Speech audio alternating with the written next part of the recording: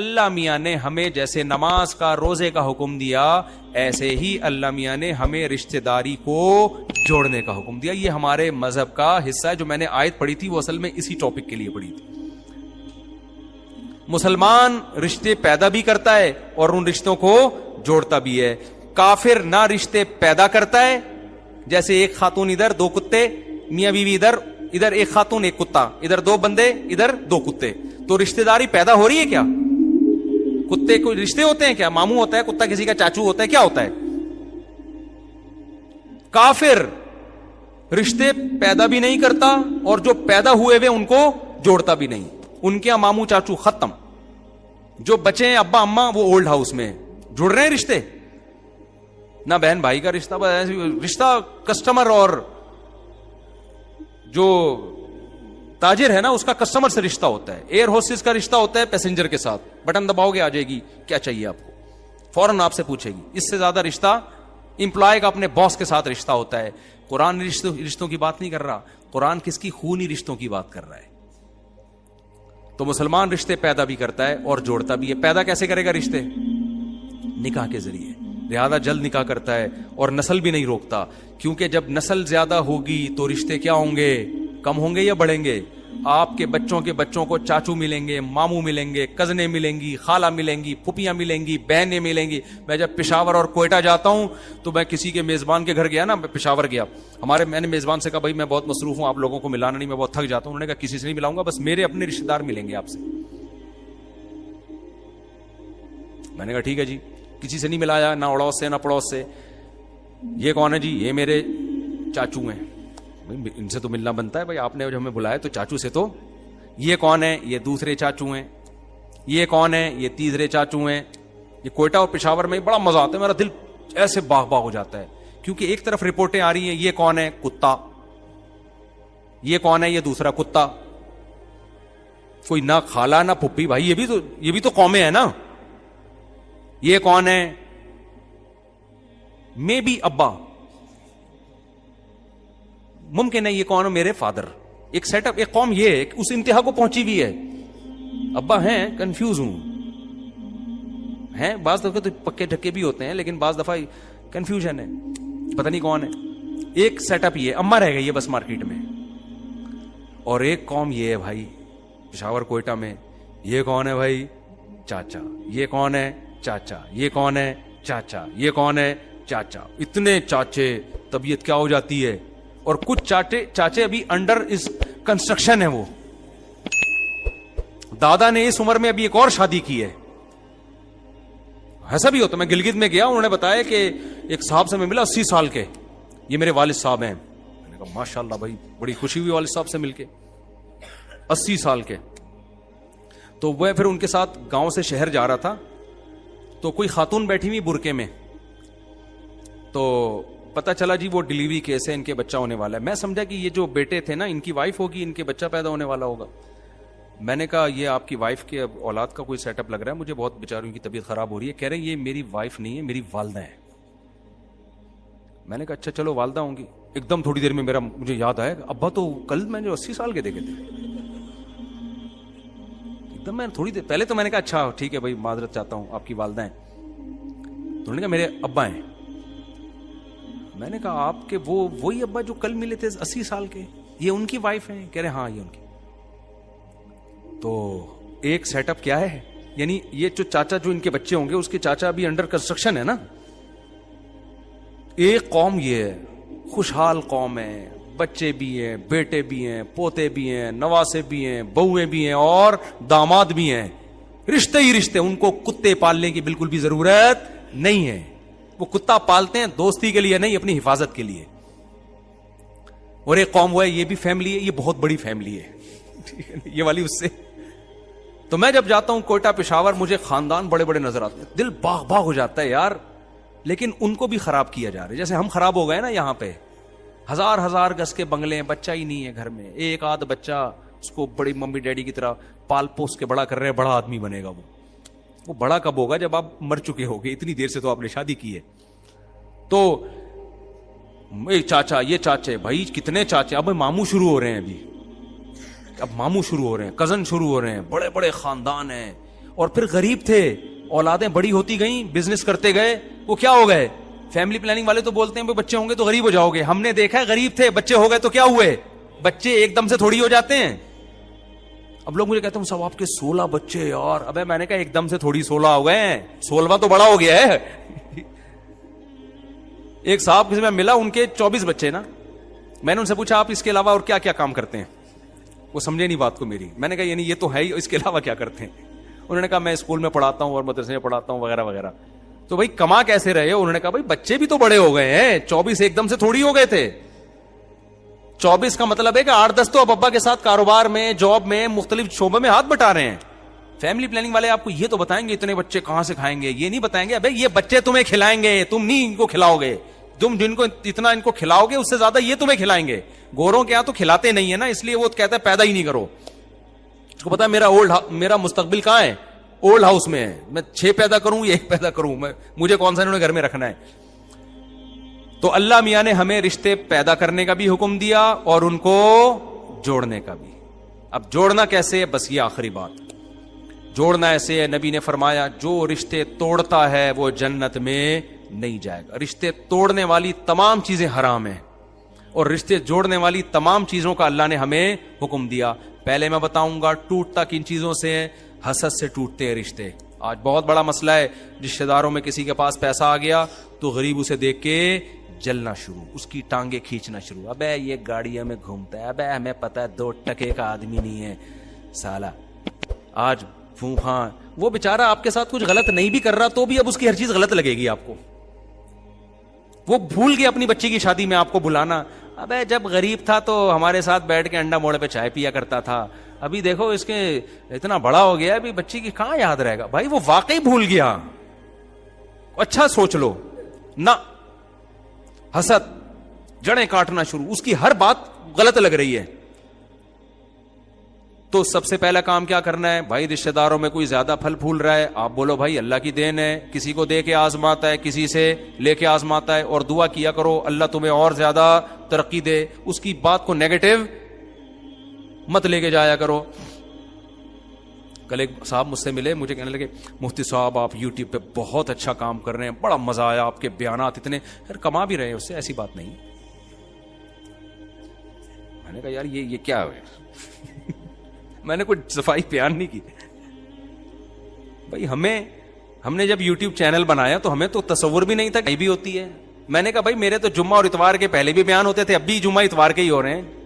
Monetisation تھی تو بھی یہی ہو رہا تھا, جب مونیٹائزیشن نہیں تھی تو بھی کیا ہو رہا تھا؟ بولو یہی. جبکہ جب یوٹیوب چینل نہیں تھا تو بھی اتنے ہی بیانات ہوتے تھے جتنے اب ہو رہے ہیں. تو اب کیا ہو گیا؟ پروپیگنڈا. تو درمیان میں نے انہوں نے کیا کر دی, لگ رہا ہے تپ گئے یہ ٹائٹ طریقے سے. ہاں وہ اصل میں اس طرح کی باتیں جو ہے نا وہ اصل میں ظاہر ہے. تو دین کی خدمت تو اب ہوگی نا. تو بھائی میں تو 1994 سے بیان کر رہا ہوں, اور پہلے زیادہ بیان ہوتے تھے, اب تھوڑے کم ہو گئے ہیں. اچھا خیر, تو اب کیا ہوتا ہے رشتہ داروں میں جب کوئی پھل پھول رہا ہے تو جیلسی خواتین میں بہت زیادہ ہوتی ہے. کوئی کسی کی تعریف کر دے, کسی کے حسن کی, بھائی میک اپ کا سارا وہ ہے, اصل میں سارا کیا ہے. اس دن میں نے دیکھا تھا نہا کے آئی تھی, اصل چہرہ نظر آیا. تو ہر آدمی دوسرے آدمی سے جل رہا ہے, ہر عورت دوسری عورت سے جل رہی ہے. اس سے رشتے جڑتے نہیں ہیں بلکہ کیا ہوتے ہیں؟ بولو ٹوٹتے ہیں رشتے. اسی طرح جس کے پاس پیسہ آ گیا اس میں تکبر بھی پیدا ہوتا ہے بعض دفعہ. کتنے رشتے ایسے ہیں جب آپ غریب تھے سب سے ملا کرتے تھے. یہ تو بہت رپورٹیں آتی ہیں میرے پاس کہ ہمارے کزن جو تھے ان کے والد مالدار ہو گئے تو اب کزن نہ ہمیں اپنی دعوتوں میں بلاتے ہیں, نہ عید بقرعید پہ ہم سے ملنے کے لیے آتے ہیں. اب جب ہمارے گھر میں آتے ہیں ان کو اسمیل آ رہی ہوتی ہے, واش روم کہتے ہیں یہ یوز نہیں کر سکتے. اسٹائل بھی چینج ہو جاتا ہے. پہلے واش روم استعمال ہوتا تھا, اب یوز ہوتا ہے. اب وہ کہتے ہیں یہ جو یوز کو استعمال کرنا یہ ابیوزو لینگویج چاہیے, استعمال کا لفظ استعمال کرنا. سارا اسٹائل کیا ہو جاتا ہے یار, تم اپنے رشتوں کے سامنے تو تمہاری کوئی اوقات نہیں. بہن تو تمہاری وہی بہن ہے, ایک چھاتی سے دونوں نے دودھ پیا ہے, ایک ماں کے پیٹ میں دونوں نے کو اللہ نے بنایا ہے. ایک بھائی پیسے والا ہو گیا, دوسرا غریب ہے تو اس کو پوچھنا چھوڑ دیا. ایک پیٹ سے ایک خون سے دونوں بنے ہیں, کئی سال ایک بستر پہ چپک چپک کے سوئے ہیں. کیسی محبتیں ہوتی ہیں بچپن میں, دیکھ لو نا آپ, ایک ہی ماں کے ہاتھ سے کئی سال دونوں نے نوالے کھائے ہیں, کئی سال کھائے ہیں. میں تو اپنے بچوں کو دیکھتا ہوں کیسی محبت, ایسے لڑتے ہیں پھر دوستیاں کر کے بیٹھ جاتے ہیں. جب الگ الگ ہوتے ہیں بڑے ہو کر, کیسا ایک دوسرے کو پوچھنا چھوڑ, پوچھتے ہیں تو مفاد میں کام ہوتا ہے تو بس, ورنہ یاد نہیں آتا. تو اللہ نے اگر آپ کو وسائل دیے ہیں, پیسہ دے دیا, تو قرآن کہتا ہے سب سے پہلے اس پیسے میں کس کا حق ہے؟ تکبر نہیں کرنا, اترانا نہیں ہے, اور عمل سے دکھانا ہے کہ ہم میں تکبر نہیں ہے. خالی زبان سے تو بہت سے لوگ بولتے ہیں اللہ کا بڑا شکر ہے جی, ہمارا کیا کمال ہے. عمل ایسا ہوتا ہے جس سے لگ رہا تھا بھائی تمہارا کمال ہے, اللہ کی دین نہیں ہے, اللہ کی بھیک نہیں سمجھتے اس کو تم. تو عمل سے ثابت کرنا ہے کہ ہم بدلے بولو نہیں ہے. غریب کو چاہیے اس کو امیر کو دیکھ کے حسد نہ کرے, امیر کو چاہیے غریب کی توہین نہ کرے, اپنے رشتہ داروں سے ایسے ہی ملتا رہے جیسے پہلے ملتا تھا. نبی نے فرمایا بدترین ولیمہ وہ ہے جس میں امیروں کو بلایا جائے اور غریبوں کو نہ بلایا جائے. اگر آپ کے رشتہ داروں میں کوئی غریب ہے تو غریب ہونے کی بیس پہ ان کو چھوڑ دینا بہت بڑا جرم ہے. ہمارے ایک دوست کی شادی ہوئی, اب وہ مدرسے میں پڑھتے تھے, خود بڑے مالدار تھے وہ, مدرسے میں ان کے سارے دوست غریب بیچارے, مدرسے میں تو زیادہ تر غریب طلبہ ہوتے ہیں. اب ان کے کلاس فیلو تھے, اپنے ولیمے میں انہوں نے بلانا تو تھا نا ان کو. میں یہ نہیں کہہ رہا سارے غریبوں کو پکڑ کے آپ اپنے ولیمے میں بلا لیں, وہ پلیٹیں بھی کھا جائیں گے, کوئی بھروسہ نہیں ہے. بعض اتنے غریب ہوتے ہیں پلیٹیں چوری کر کے لے جاتے ہیں, ان کو مسئلہ ہوتا ہے ان کے ساتھ. لیکن جو ریلیٹیو ہیں آپ کے, ان غریبوں کی بات کر رہا ہوں جن سے کوئی تعلق ہے آپ کا, ان کو صرف غریب ہونے کی بیس پہ نہ بلانا.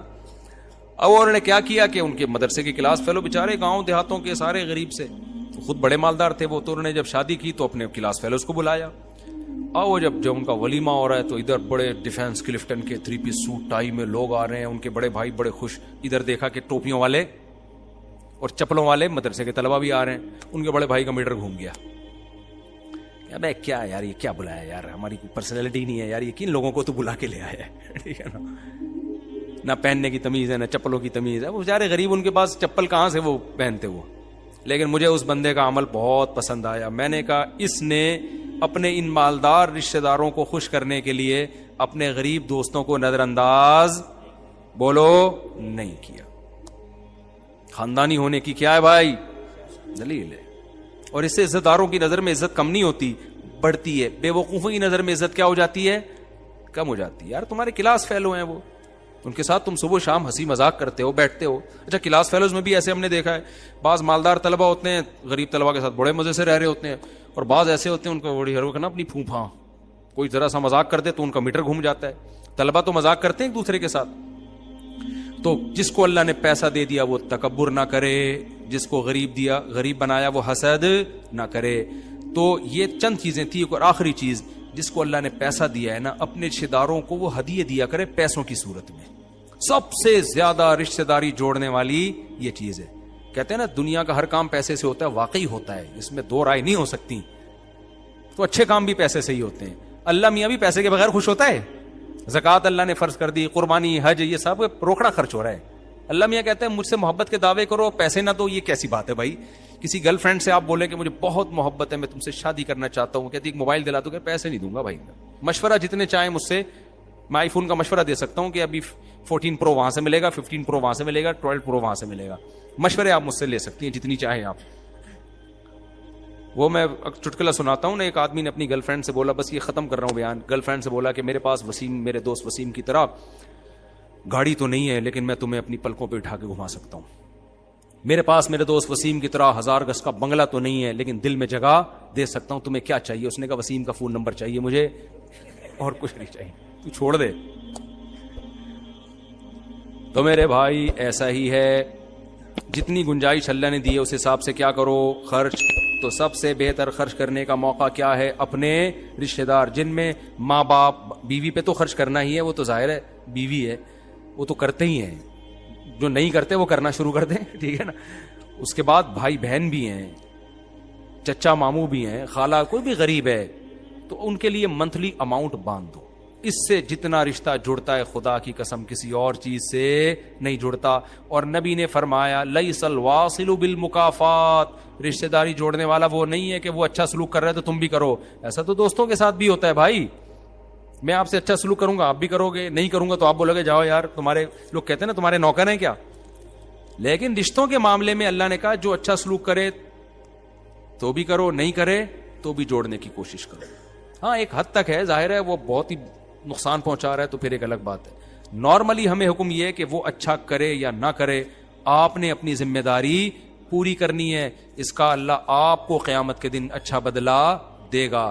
یہ ہوتا ہے اللہ کے حوالے اپنے آپ کو کر دینا کہ جو اللہ نے ہمیں کہا, اللہ نے کہا رشتہ داری جوڑنی ہے بس. اب بھائی جو مرضی کرے کیا کریں, رشتہ ہے کیا کریں.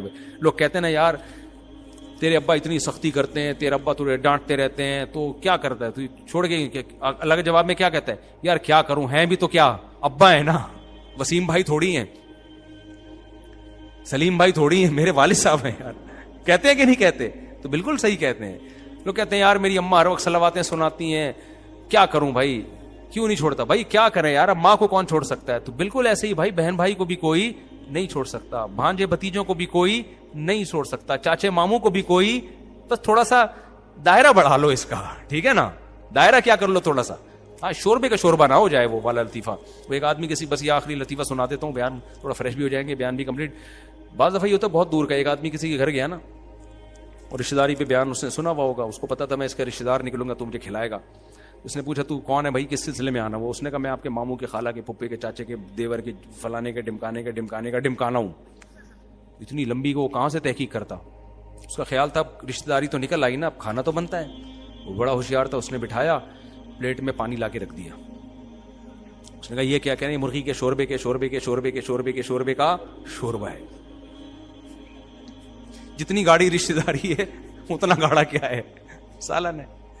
تو اللہ میاں کا یہی حکم ہے, جتنی قریبی رشتہ داری ہوگی اس کا حق بھی اتنا زیادہ, اور شوربے میں بوٹیاں بھی اتنی زیادہ ڈلیں گی اس میں. ہم قریبوں کو دور کر رہے ہوتے ہیں اور دور والوں کو قریب کر رہے ہوتے ہیں. اللہ تعالیٰ ہمیں سمجھنے کی, عمل کی توفیق عطا فرمائے. کرسمس کے حوالے سے بات فرمائے. کیا عیسائی دوستوں کو میری کرسمس کہا جا نہیں کہا جا سکتا بھائی. کسی کی بھی مذہبی رسوم میں شرکت جائز نہیں ہے. بدتمیزی کسی کے ساتھ نہ کریں تو ان کو کرنے دیں, ان کا مذہب ہے. لوگ کہتے ہیں وہ بھی تو ہمیں عید پہ مبارکباد دیتے ہیں, وہ بھی تو ہماری مسجدوں میں آتے ہیں, آ جائیں. آپ ان کے مندر میں عبادت کے لیے نہیں جا سکتے. اگر وہ آپ کی مسجد میں نماز پڑھنے کے لیے آ جائے تو کیا آپ کے لیے جائز ہوگا آپ اس کے بھگوان کے سامنے جھک جائیں؟ وہ دلیل دے کہ میں بھی تو تمہارے اللہ کے سامنے جھک جاتا ہوں تو تم بھی ہمارے بھگوان کے سامنے. ہم کہیں گے بھائی آپ کے مذہب میں اس کی اجازت ہے, ہمارے مذہب میں اس کی اجازت نہیں ہے.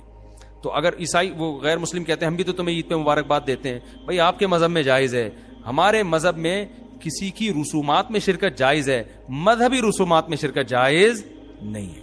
کیونکہ اسلام کا ایک دائرہ ہے, اگر ایسا مرج ہو گیا تو سب گڑبڑ ہو جائے گا. اسلام بچا ہوا اس لیے کہ اس کا ایک تشخص ہے, اس کو برقرار رکھنا ضروری ہے. ہمارے نبی نے مشابہ سے منع اس لیے کیا ہے کہ ہمارا تشخص برقرار رہے, ورنہ سب خلط ملط ہو جائے گا. 2 عیدیں ہیں 3 عیدیں ہو جائیں گی. اور اگر مسلمانوں نے یہ چھوڑا کرسمس پہ منانا نہ چھوڑا نا تو پھر مسلمان ریکارڈ توڑتا ہے ہر چیز میں. عیدین کو بھول جائے گا, وہ کرسمس کو زیادہ منائے گا پھر وہ. تو اس لیے ہمارے لیے جو اللہ نے 2 عیدیں دی ہیں نا, عید الفطر, عید الاضحیٰ, وہی ٹھیک ہے ہمارے لیے. 4 شادیاں اور استغفر اللہ خواتین بیٹھی ہوئی ہیں, 2 عیدیں اور وہ جو ہے باقی جو اللہ میاں نے ہمیں دی ہیں, بس وہی ہمارے لیے خوش ہونے کے لیے کافی ہے. اللہ تعالیٰ سمجھنے کی عمل کی توفیق عطا فرمائے.